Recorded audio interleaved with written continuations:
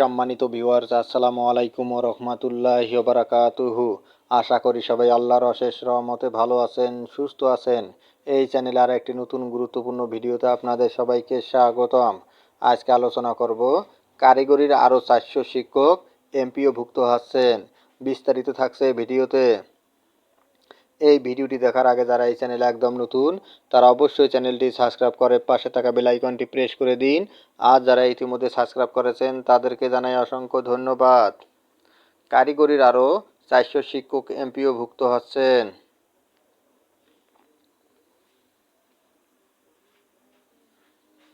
কারিগরি শিক্ষা অধিদপ্তরের আওতাধীন বিভিন্ন শিক্ষা প্রতিষ্ঠানের 400 শিক্ষক এমপিওভুক্ত হতে যাচ্ছেন। চলতি সপ্তাহে এ সংক্রান্ত বিজ্ঞপ্তি জারি করা হতে পারে। এমপিওভুক্ত হতে যাওয়া শিক্ষক কর্মচারীরা পঞ্চম গণবিজ্ঞপ্তিতে নিয়োগ পেয়েছিলেন। মঙ্গলবার 28শে জানুয়ারি নিজ দপ্তরে দ্য ডেইলি ক্যাম্পাসের সঙ্গে আলাপকালে এ কথা জানান কারিগরি শিক্ষা অধিদপ্তরের মহাপরিচালক সোহাইব আহমদ খান। এ তথ্য জানান।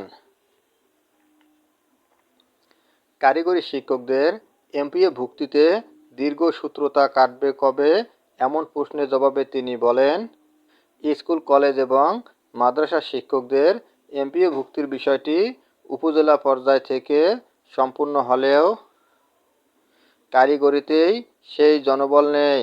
আমরা চেষ্টা করছি দ্রুত সময়ের মধ্যে শিক্ষক কর্মচারীদের এমপিওভুক্ত করতে।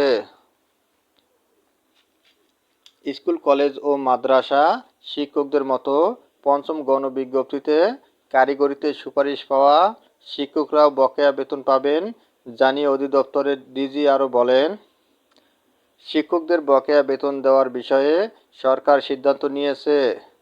পঞ্চম গণবিজ্ঞপ্তিতে যারা নিয়োগ পেয়েছেন তারা 2024 সালের নভেম্বর মাস থেকে বেতন পাবেন।